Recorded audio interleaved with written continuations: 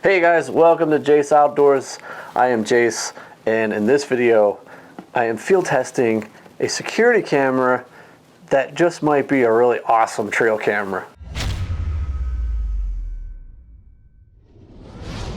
The Reolink Go is a cellular security camera that allows you to view videos right from your phone through the Reolink app. It comes with a solar panel to charge the lithium-ion battery that allows you to place anywhere that you have cell reception. The camera uses a 4G LTE network using a SIM card of your choice. The motion is detected by a smart PIR sensor that records 1080p full HD video as long as the subject is moving in front of the camera. Now before I get into the unboxing, here are a few sample videos.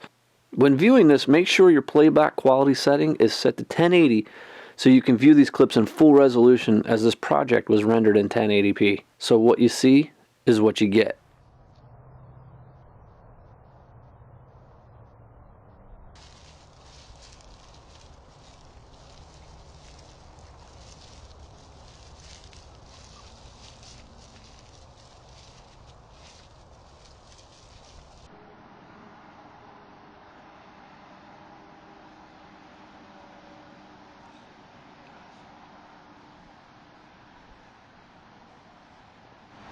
Crazy all the snow we just got.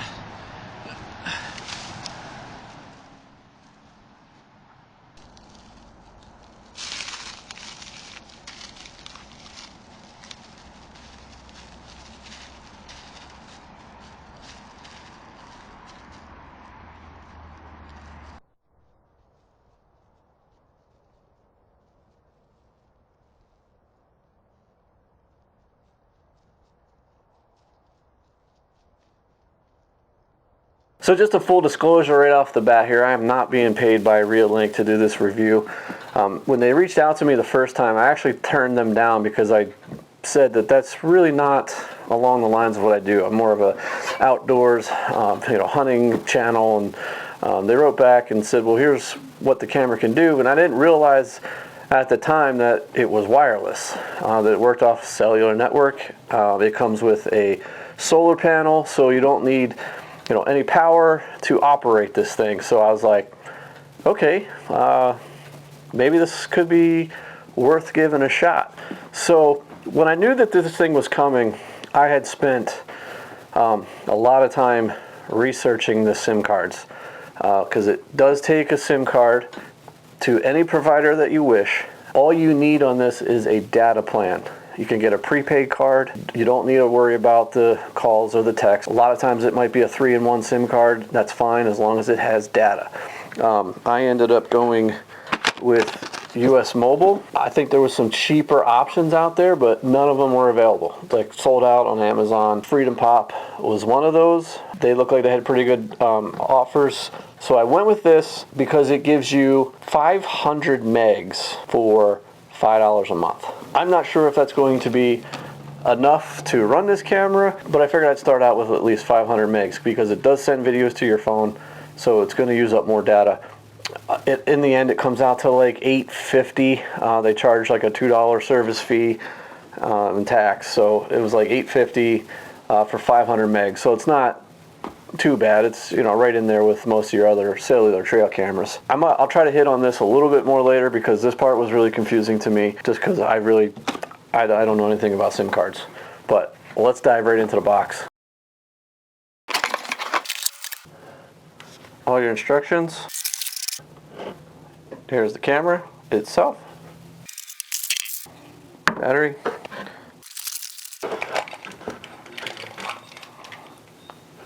The mounting plate comes with a camouflage cover, which is awesome. Screws, USB cord, and it comes with a strap that you can mount this to a tree like your traditional trail cameras. And your solar panel. I like how small this thing is. It's nice and light. Comes with a pretty good sized cord. Of course, your mounting bracket. So here it is. This thing is pretty light. It's a little smaller than I thought it was going to be. I think it's great that they include a camouflage cover. It's pure white, So if you're hanging this on the side of a house or your cabin or something, you know, it might be fine. But if you're going to put this out, you know, to monitor your deer trails, it's nice to have the camouflage cover. The only thing for this mounting bracket is not camo. You might want to spray paint that or something, but we'll deal with that later. So I'm a little on edge just because of the whole SIM card thing. I still just don't know if I got it right. So I'll put the SIM card in first without the battery, just to make it a little bit easier. You can also put in a micro SD card, so it will store the high-res videos on that card. The videos that are sent to your phone are really compressed and it's not high quality. That way it's not burning up your data plan too fast. So I'm going to put a 64 gig card in here as well. We'll throw the battery in and it should just turn on.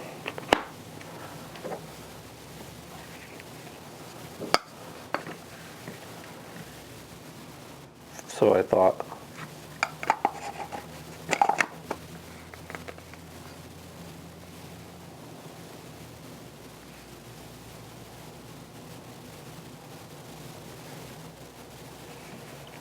There's a light blinking.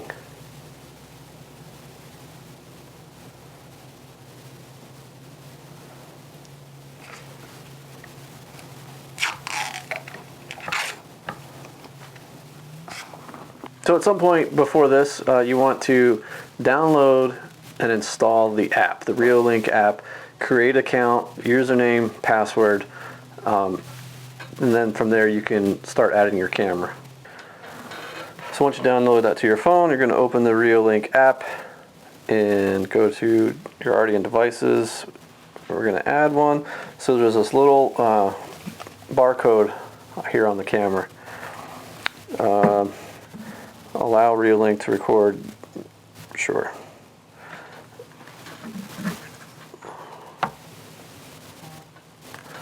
And it found it.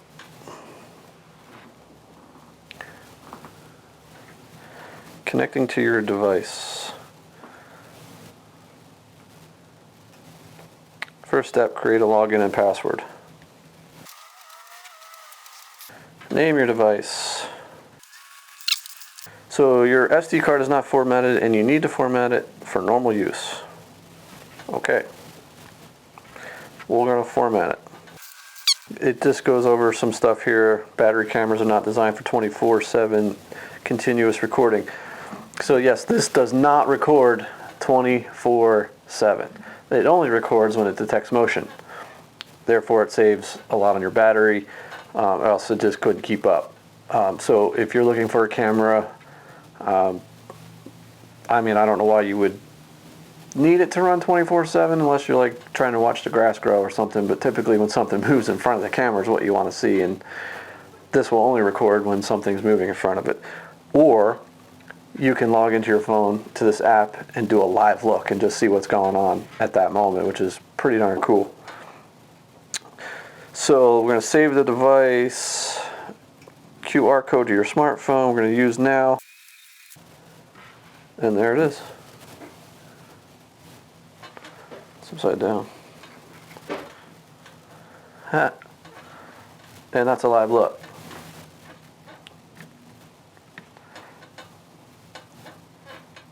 Pretty cool. Should be able to hear me too. So it does audio.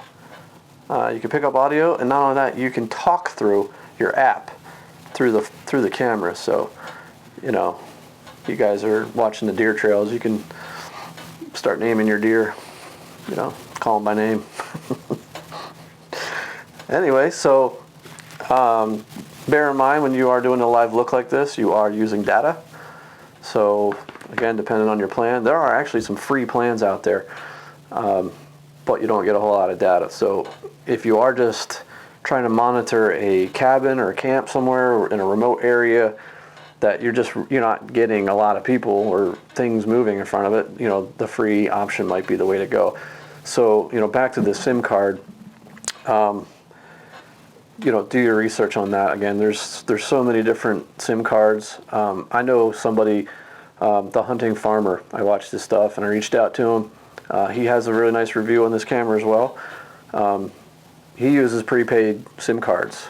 So basically he would pay for like 3 months and then he'd buy another one.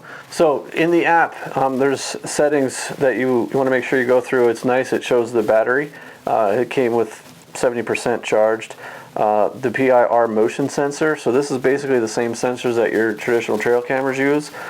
It's a smart sensor, therefore it only records when it detects motion, which is super awesome. So when it enters, it detects, it records, and as soon as it leaves, it stops recording. So you're not burning, 10, 20 seconds of nothing there. So you want to make sure that's on, and push notifications, default it comes off. So make sure you turn that on if you want to be alerted right away when something is in front of your camera, especially if you're using this for a security camera and someone's trying to break into something, you want to know right away. So I'm going to turn that on. You can get email alerts. There's a siren. This is kind of nice. You can share the camera with someone so they can watch through that. Also, it gives you a barcode. So you want to set the date, time, record audio, of course, infrared lights. Just leave that on auto. And it just detected motion and a thing popped up. So, so this will record the motion, and then once you log into your app, you can then download that video to see what was going on. Again, that all uses data, but it's a compressed low-res version. If you need to see better detail, then you're going to have to go and pull that micro SD card out, and it stores a high-res image on that, and we'll get to that a little later. I'm going to test all that out and see what that actually looks like. So as far as setup goes, I'm just still playing with this. Then down below on the bottom of your app, it says there's a talk button. So I believe I should be able to push that. Tap to talk. So you got to give it permission. Only while using this app. Takes like 10 seconds to actually connect to the camera. And then I should be able to talk to the camera.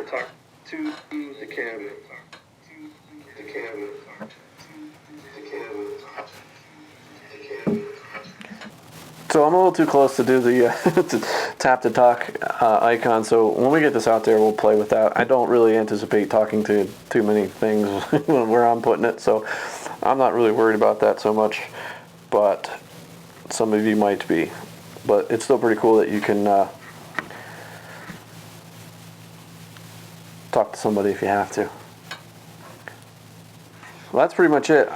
I do have to say setting it up was super easy. Downloading the app was super easy. Just, you have to create an account, with an email, password, scan the barcode. The only part that was nerve-wracking for me was just buying the SIM card. There's so many, I just didn't know what to get, and I was just glad when I put it in, it actually worked. So I'm pretty excited. We're gonna put this together and get it out on a tree, and we'll test this thing out, see what it can do. But that's pretty cool. All right, I can't wait to get this thing out there and see what it can do. So I'm going to throw this up on a tree here, this one here right behind me. So it's going to watch my driveway, and it just so happens the deer cross right here a lot. We're in January, end of January. We're supposed to get like a foot of snow here in a couple days. And I'm not getting a lot of deer movement really to put this out in the woods to see what it can do. So I'll be able to watch my driveway and still be able to watch some deer movement. But really, I'm just setting this up to test it. I'm gonna, make a few passes in front of it just to see how well it detects me. And we'll put this together. So it's probably hard to see, but there's a red light that flashes. And once it blinks blue and shuts off, then it's connected. I know I have really good reception here, so that shouldn't be a problem. And there we go. So It's ready to go. So the way this PR sensor is designed, it's designed to be up high. You know, in the diagram, it shows you how the PIR sensor works.